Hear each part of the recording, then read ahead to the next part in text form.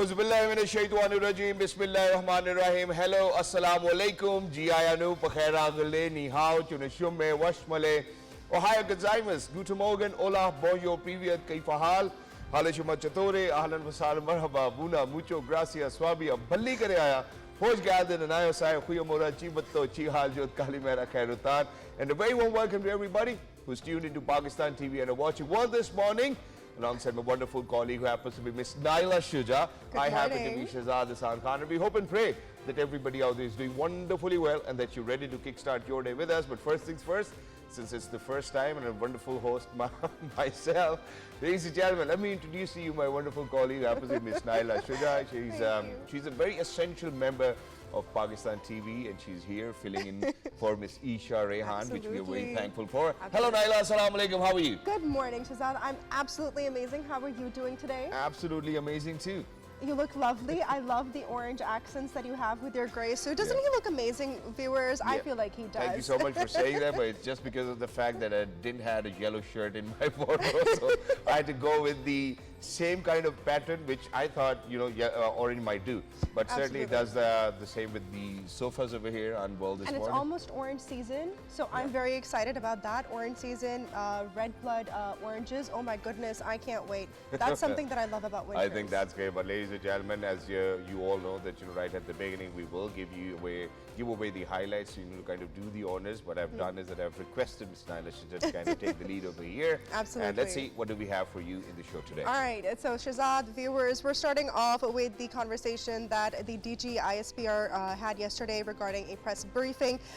During that press briefing, the warning came ahead of the Indian military exercise Trishul, which involves the Indian Army and Air Force, and he asserted that any aggression on land, in the sea or in the air from India would be met with a far more severe Pakistani response. Now, that being said, the ISPR did report that Pakistan has conducted 62,113 counter-terror operations just this year, resulting in 1,667 terrorists killed and 582 soldier fatalities, with much of the activity in Balochistan. Now, regarding the relations with Afghanistan, Lieutenant General Chaudhry stated that the conditions set by Afghanistan hold no significance and that Pakistan's focus remains solely on the elimination of terrorism. Exactly, and we'll certainly be building up on that as well, where the DGISP Lieutenant General Ahmed Sharif press briefing did speak about Afghan Taliban failing to honor the Doha Agreement. Conditions set by Afghanistan hold no significance, and the elimination of terrorism matters to Pakistan, where the DGISPR said that the opium cultivation is used to fund militancy. We will build up on that. On the other hand, ladies and gentlemen, I'll take you to the United States of America, and that to specifically New York, where it has been a home stretch of election season. The early voting is over, and today makes the general election day. According to Atlas Intel, Zoran Mamdani is at 40.6%, Andrew Cuomo at 34%, and Curtis Silva at 24.1%. On the other hand, Emerson College poll says Mamdani is at 50%, Andrew Cuomo at 25%, and Curtis Silva is at 21%. Not just that, the highest early voting turnout for a non-presidential election has been recorded in New York, as the New Yorkers turned out in huge numbers, and the number is somewhat around 750,000 for the early balloting. Absolutely amazing and insane. Well, fingers crossed. Now moving towards the second part, where we are also facing the upcoming Inter-Parliamentary Speakers Conference, which will be hosted by the Senate of Pakistan in Islamabad in November. Now, this is the official ceremony to launch, and it was held with the participation of 38 ambassadors and representatives from various international organizations. Now, the Chairman Senate, Syed Yusuf Raza Gilani, in his keynote address underlined Pakistan's commitment to promoting peace, cooperation, and global solidarity through parliamentary diplomacy, pointing out that parliaments are the true custodians of legislation and can translate peace agendas into action. Exactly, and towards the end, you do know that, I will never forget to kind of bring in sports or rein in sports, ladies and gentlemen, where HUSSAIN, a 15-year-old talented boxer from KPK, has made nation proud by winning his international debut boxing bout at the Asian Youth Games in Bahrain. So congratulations to HUSSAIN. We will be in conversation with him. On the other hand, it's the first one-day international between Pakistan and South Africa taking place in Faisalabad Iqbal Stadium. We'll speak about that too. Don't go anywhere. We'll be right back, ladies and gentlemen. There's quite a lot on the other side. Stay with us. We are World This Morning.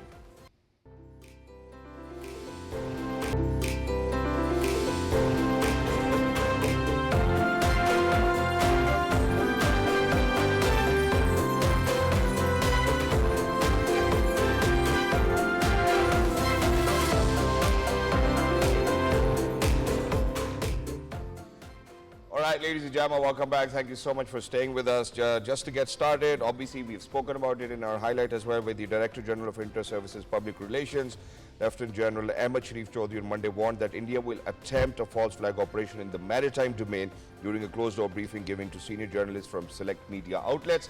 We're very lucky that we've actually been joined by Air Vice Marshal retired AZHER HASAN, who happens to be a senior analyst as well. Hello, sir. Assalamu alaikum. Good morning. How are you feeling today? Good. I'm good. Your time. So to kind of shed some light on the press brief or the press release that that has come out from the DG ISPR, who actually warns that India might be planning another false flag operation in the maritime domain. What do you make of it, sir?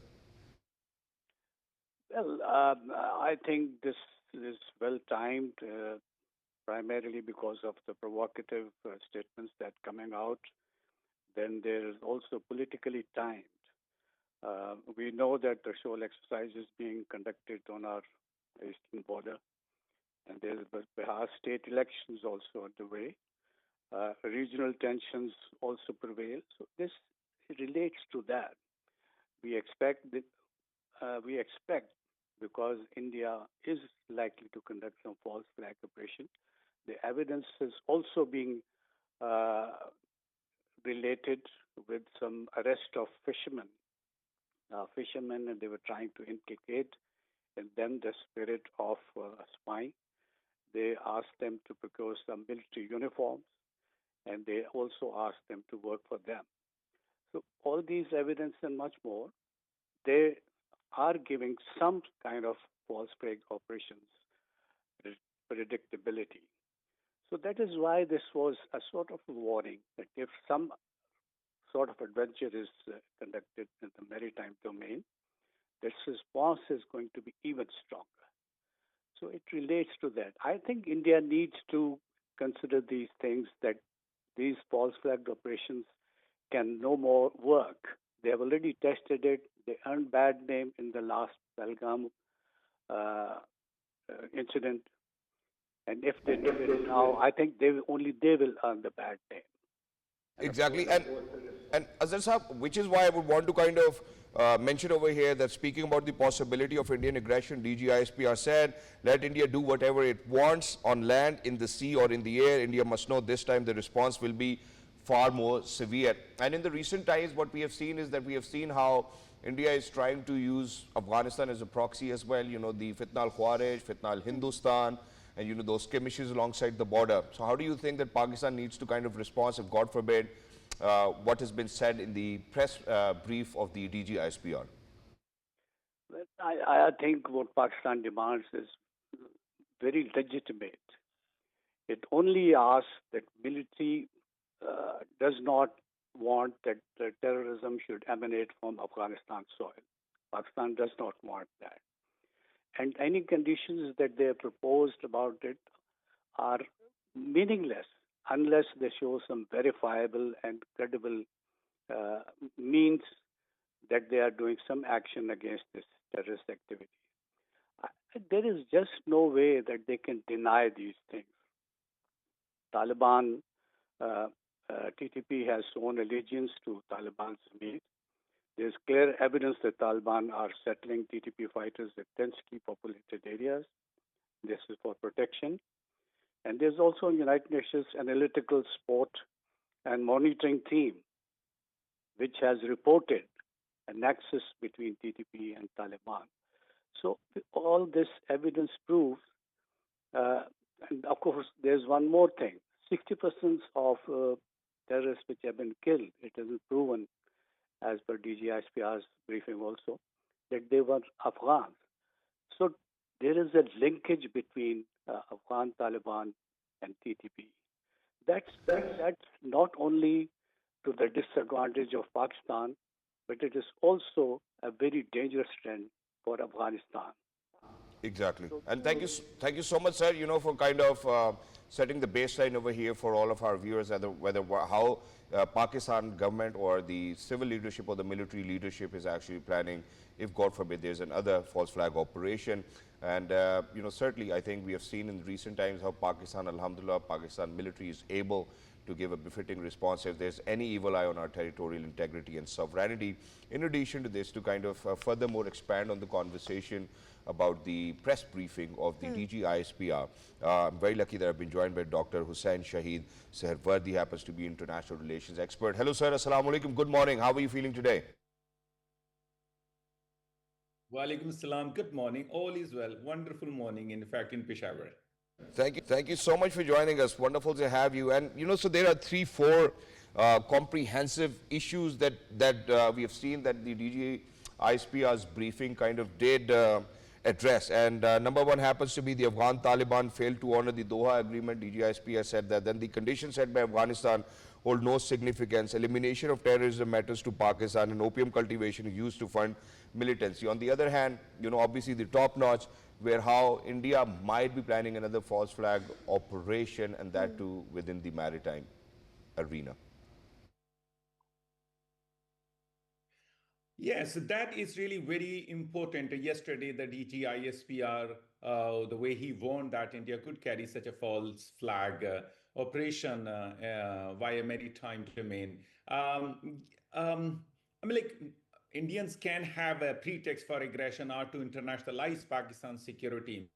But he has backed his, DG ISPR has backed his claim by pointing to the concurrent exercise threshold, a large Indian tri-service drill as a window through which such a maritime maneuver could be framed. So I believe that I find this DG's warning credible and justifiable given the strategic context.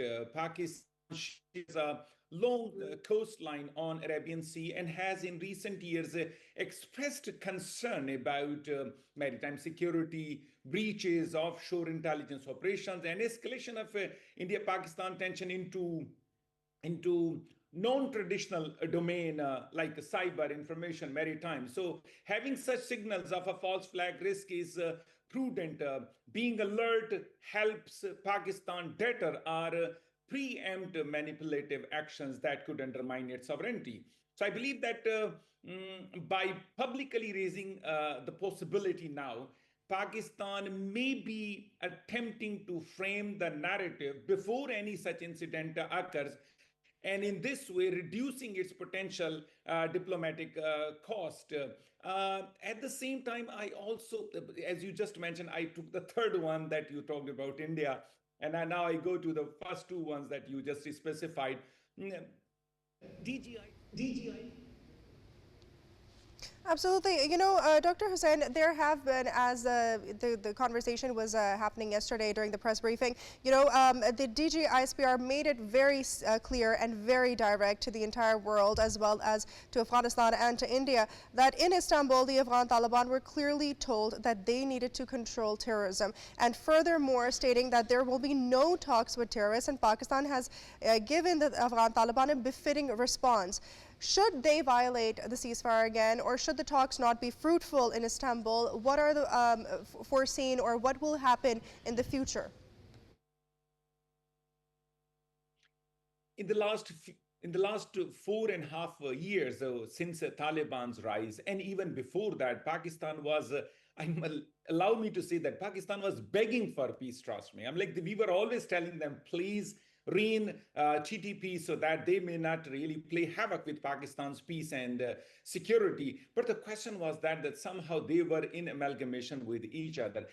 Afghan Taliban, either they were not having the capacity to control them, or they were not having the will to control them. In both cases, Pakistan was the ultimate sufferer. So finally, what happened? We saw that Pakistan attacked on Afghanistan. It was hot pursuit, and they realize now that Pakistan cannot be consoled with so lash stating that we will do something for reining them, and finally they were not doing that. In terms of the process, this peace process has started, and many friends of Pakistan as well as Afghanistan, they have played peace brokers' role. The question is that if these peace talks parlays fail, Pakistan will be left with no other option but to tell them that as we are finding difficulty in shape of peace in Pakistan, no one will be able to see peace then in their own country. So in terms of the process, there will be again hot instruments that Pakistan will apply in terms of the process, I believe that. All right, one last question over here, and that is that imagine that just yesterday, for our audiences are out there, because I've been building up on this story, how the spokesperson for the Islamic Emirate, Zabiullah Mujahid, said that during the Istanbul negotiation, the Pakistani side was informed that the Islamic Emirates was willing to deport people to Islamabad considered a security threat. However, Pakistan did not accept. And then the Ministry of Information and Broadcasting tweeted saying Pakistan rejects deliberate twisting of facts attributed to Afghan spokesperson regarding Istanbul talks. And further on, they said that Pakistan immediately proposed that they be handed over through designated border posts consistent with Pakistan's long-standing position. Any claim to the contrary is false and misleading. Now imagine that I'm going to connect it where it will absolutely make sense, and this comes from Mr. Hamid Mir, where he said that during the closed doors of the press briefing that they were given by the DG ISPR, Lieutenant General Ahmed Sharif, he said that they have shown us evidences of how there have been terrorist involvements from Afghanistan soil. Now, how do you think, or what do you think needs to be the way forward moving on for Pakistan, where we have seen that India have tried to use Afghanistan, Fitna al-Khawarij, Fitna al-Hindustan as a proxy. We have seen that Pakistan, alhamdulillah, has all the ability, the military might to kind of safeguard their territorial integrity and sovereignty. What do you think needs to be the way forward? Because just yesterday, the foreign minister, the deputy prime minister, Senator Sharif, went all the way to Turkey on the invitation of their foreign minister, the 7 Arab countries, for the Gaza ceasefire to speak about it. And it's Turkey and Qatar who actually mediated a ceasefire deal in between Pakistan and the Afghan Taliban government. Remember one very important thing. When there is a tussle and a conflict between the two countries, the first casualty is truth. And the falsehood is prevalent then from the other side, from the belligerent country. And in this case, it is Afghanistan. So a strong message could be articulated regarding national sovereignty of Pakistan, especially the remark that the guarantors of Pakistan's security are armed forces, not Afghanistan. That would dictate. And this reinforces Pakistan's stance that external sources must not dictate internal security responses of Pakistan. So I believe that this is a clear posture that helps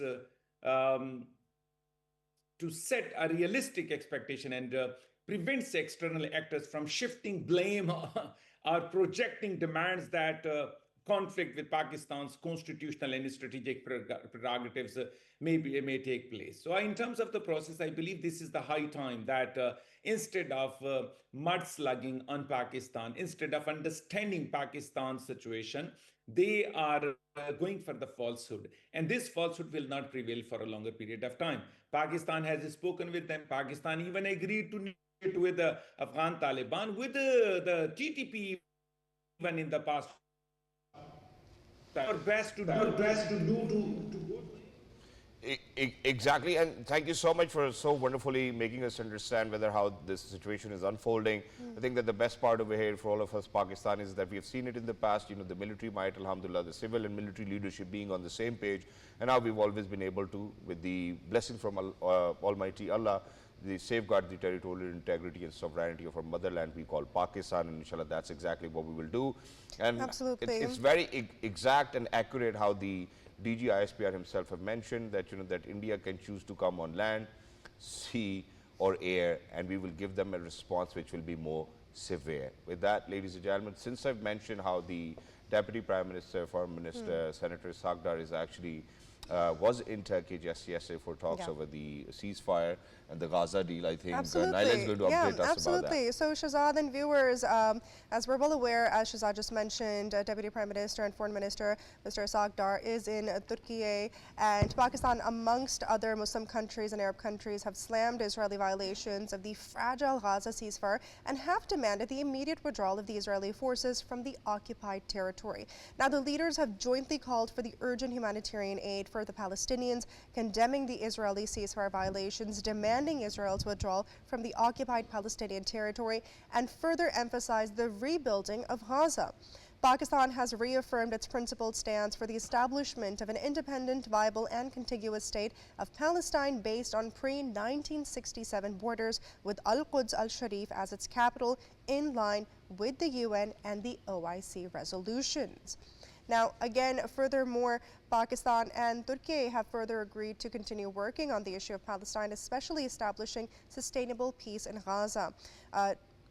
During the meeting, Istanbul, Deputy Prime Minister Ishaq Dar met with the Foreign Minister of Turkey, Hakan Fidan, and reaffirmed their shared commitment to further deepen the collaboration and cooperation across political, economic, and bilateral spheres. Exactly. Well, that's the recent update, ladies and gentlemen, and we always make sure that the stories that we begin with, that that we kind of take you through as they unfold. With that, we're actually going to head out towards a short break and move on towards the second highlight, where it's the largest ever turnover in the pre-ballots in the mayoral elections which are taking place today. We'll speak about it. We will be connecting in the United States of America with one of our finest journalists. Don't go anywhere. We'll be right back. We are Well This Morning.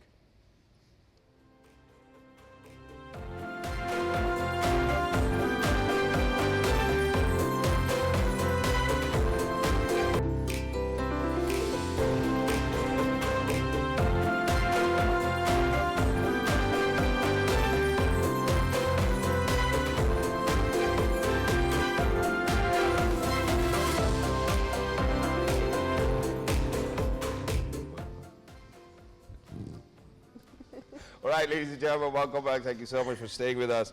Absolutely. Where, I've already mentioned that it's been a home stretch of election season, and just last night the early voting was over, and today it makes the general election day, and certainly with the highest number of New Yorkers coming out in support because they wanted to represent and have a representative who was their voice as well. Imagine 735,000 people casted an early vote. Well, today is the day when it will make a difference. And to kind of speak about it, we're very lucky that we've actually been joined by all the way from Washington, D.C., a senior journalist. He's Mr. Anwar Iqbal. So, Anwar, first of all, thank you so much for joining us. And I'm going to, throw a question right away. And that is that, imagine that New York City has seen significant political and social shifts since Eric Adams took office. What do you think is driving the change in voter sentiment, and how are each of the candidates tapping onto it? As you already know, I mean, the early voting was unprecedented. More than almost 150,000 voters voted early, which has never happened in a local election. In Pakistani political term, we call it a local elections as opposed to national elections. And usually, such local elections do not create that much interest.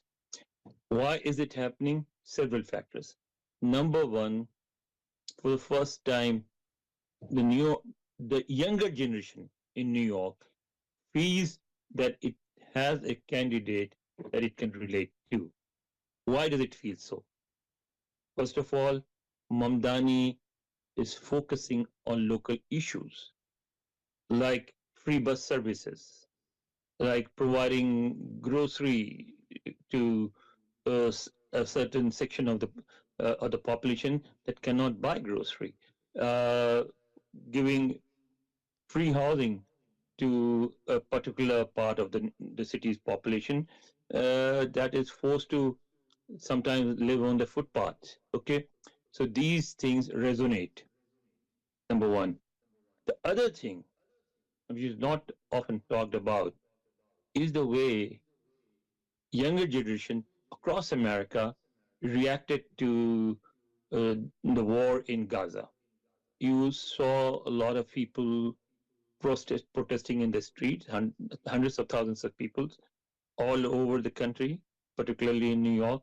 You saw at universities across America, and again, particularly in New York, like Columbia and the New York City University and other places, students boycotting their classes and, to express their sympathies with the people of Gaza. And there is a feeling in the younger generation, not only in New York, but particularly in New York, that the elder generation, which is in power now, which controls everything, does not really share their sentiments, and that what they are, the policies they are making, the way they're implementing it is not is rather against the sentiments of the younger generation. They sympathize with the government policies, sympathize with the other side. So therefore, that also has been a factor in this election in New York. And surprisingly, a very large section of the city's Jewish population. You know, the city has a very strong Jewish Yep. population, Yep. and a large section of the Jewish population is also sympathizes with the people of Gaza. I mean, this is something people in Pakistan often ignore or do not want to discuss, but there are many Jews in America, in Israel, in other places who feel that the policies of the Israeli government are not right. And I have seen Jewish people I mean, during this September General Assembly, I was in New York, and I saw Jewish people participating in rallies in favor of Gaza, in favor of the Palestinians. So they are also supporting Mamdani. And then he has a unique background. He's a Muslim, but but his mother is a Hindu. He gets support from the city's large Muslim population, but he also gets support from the city's influential Indian population who see him as an Indian.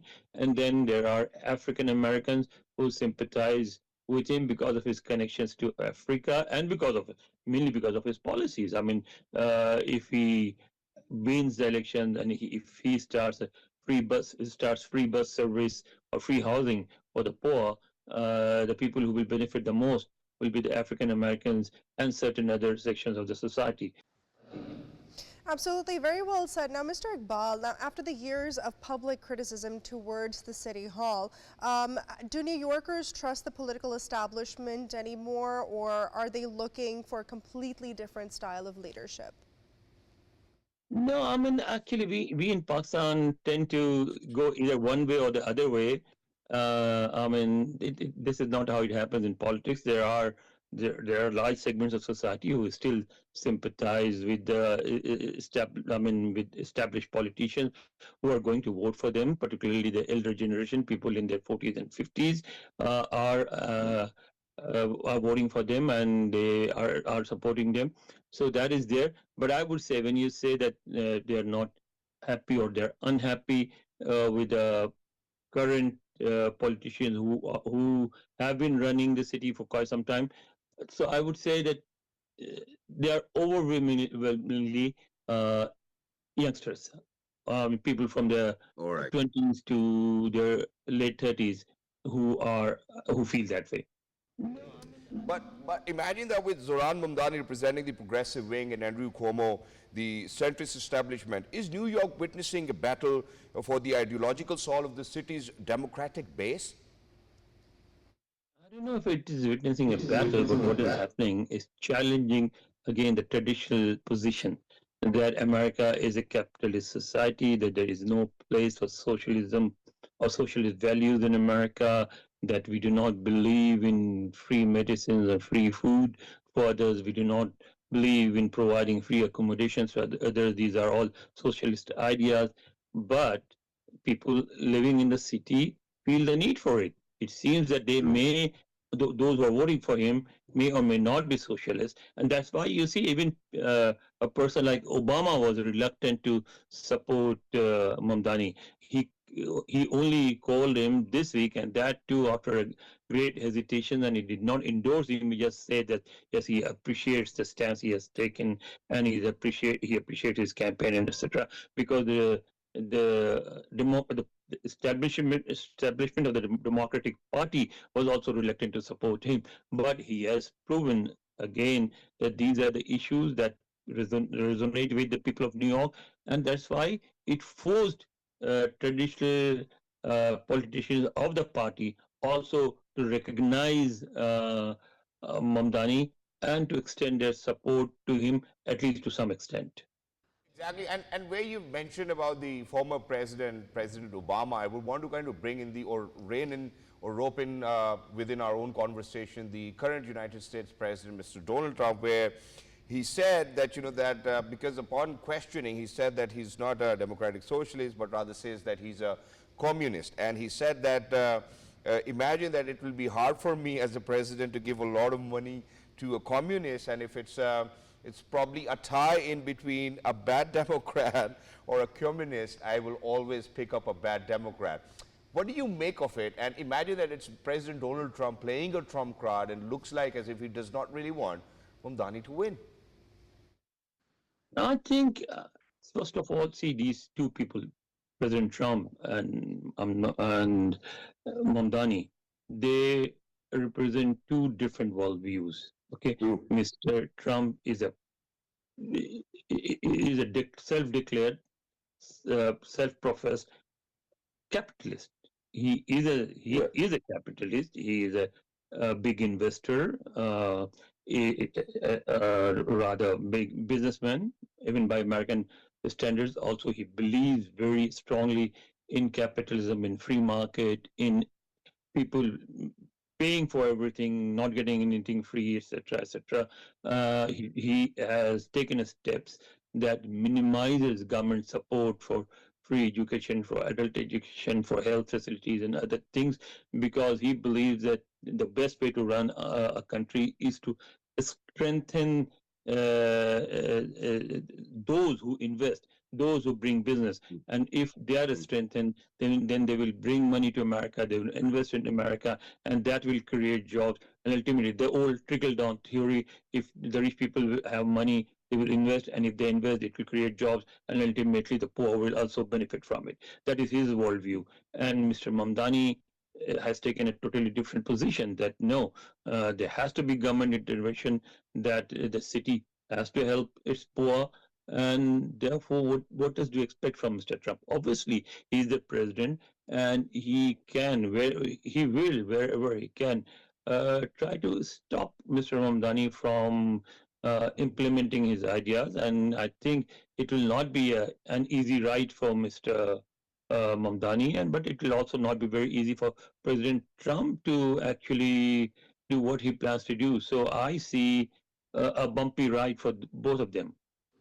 Exactly. Thank you so much, Mr. Anwar Iqbal, for being with us. You've joined us from Washington, D.C. Quickly, to kind of wrap it up, ladies and gentlemen, it is being said that Mr. Mamdani is the left-wing version of Mr. Donald Trump, who's charismatic and wants to break rule. As of now, if I am to speak about the early voting, which is over, according to Atlas Intel, Mamdani is at 40.6%, Cuomo at 34%, and Silva at 24.1%. Emerson College polls are different, where say Mamdani is at 50%, Andrew Cuomo at 25%, and Curtis Silva at 21%.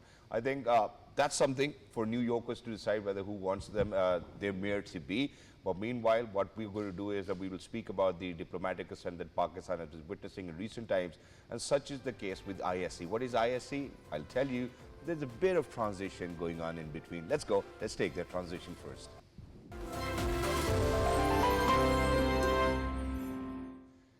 All right, ladies and gentlemen, so we will be speaking about, as Pakistan is set to host landmark Inter-Parliamentary Speakers Conference over here in Pakistan.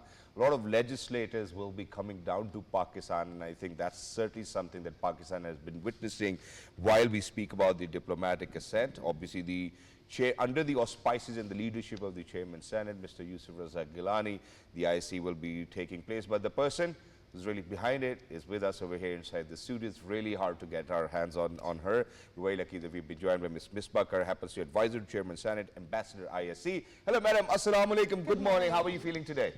I'm good, and thank you so much for having me. I really want to apologize. I'm so sorry. I've been such You don't have to apologize at all. You don't have to apologize at all. But still, thank you so much for joining us. Wonderful to have you over here. So let's get started, because for my audiences who are somewhere in 100 different countries of the world, certainly would want to learn about how Pakistan is set to host a landmark Inter-Parliamentary Speakers Conference, and what is it?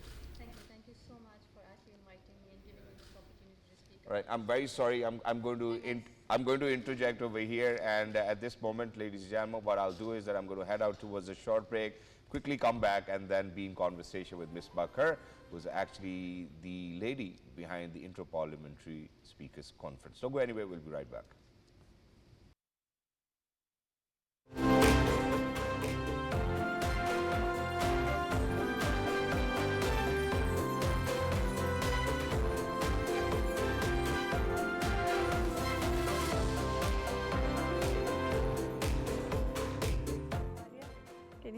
Okay. Viewers, welcome back this morning here on Pakistan TV.